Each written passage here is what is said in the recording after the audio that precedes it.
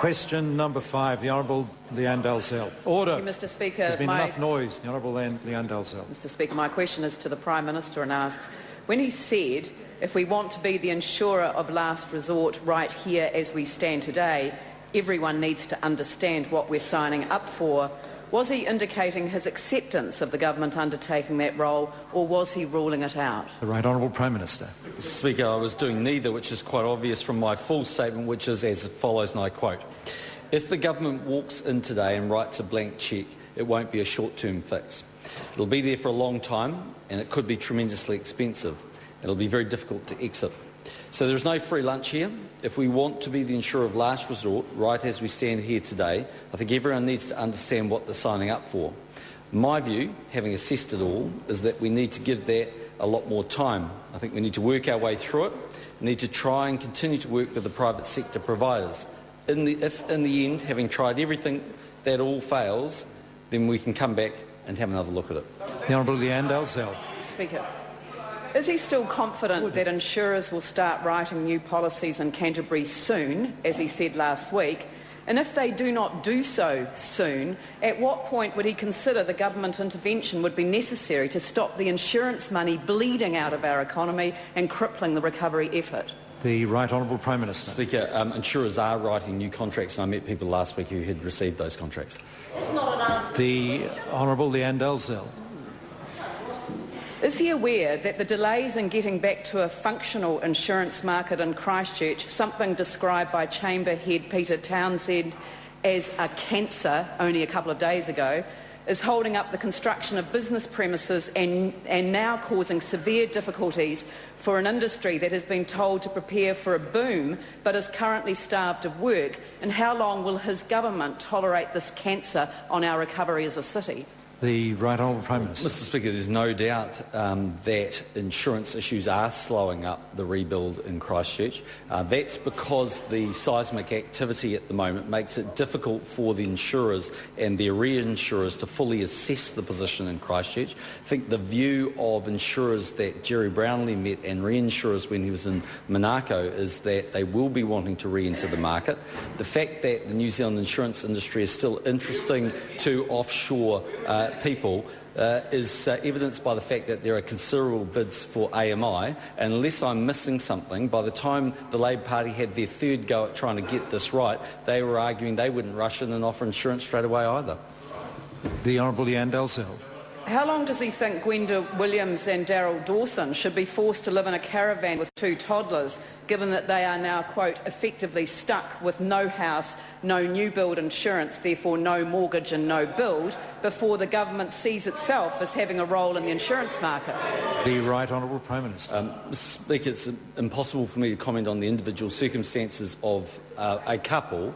But if that couple want to contact the office probably of Phil Heatley or Paula Bennett, then we're more than happy to try and facilitate them into another home.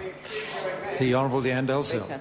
Will he return to the Christchurch communities that he spoke to after both earthquakes and explain why his pledge to do everything he could to help them did not extend to ensuring a functioning insurance market without which there is no recovery? The Right Honourable Prime Minister. Mr. Speaker, I don't want to labour the point, but let me put it in a bit of context so the member understands it. There has not been a natural... Well, I've been back on numerous occasions, actually. There has not been a natural disaster in the developed world that's had a bigger impact on a developed economy than the Christchurch earthquake.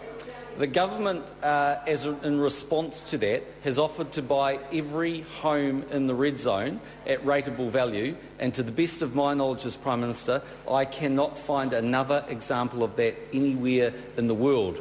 In 2011, the government provisioned $5.5 billion for the rebuild of Christchurch when it ran its zero budget.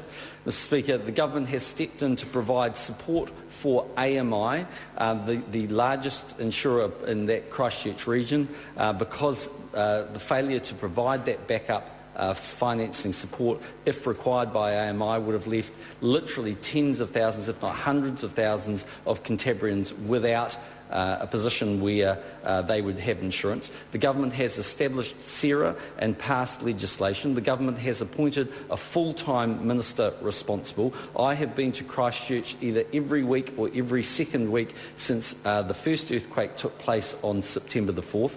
The government has taken, I believe, remarkable steps to try and stand alongside the people of Christchurch, and I really find the member's statements a little bit offensive.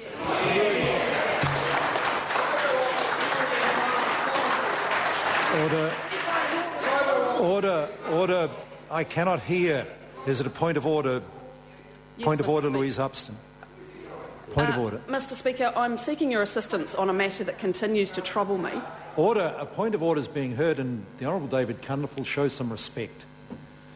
Louise Upston. It is increasingly difficult to hear the speakers from the government side, even when there's not a lot of interjection, Mr. Speaker. I find it incredibly difficult, and I would very much like to hear what my colleagues have to say, and I would like to see that you would investigate the sound system, so that those of us in the back rows can actually hear the debate and the discussion.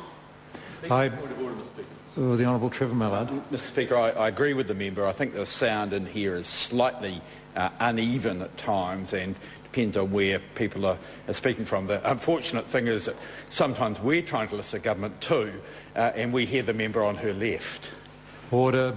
The member didn't need to do that during a point of order, and he knows it. He knows it, that is, and order, that doesn't help. Order. All I could say to the honourable member at the back of the House, he just let his colleague off the hook, and I don't think that was a very, very wise thing to do. The Speaker deals with matters of order. Now look, the issue that Louise Upston has raised is a serious issue, and there are two problems. One is the sound system does, in my view, appear to be somewhat down today, but secondly, the volume of noise at times has been unacceptable, and I'd ask members please to just show the House a little more respect, please. Question number 6, Dr. Russell Norman.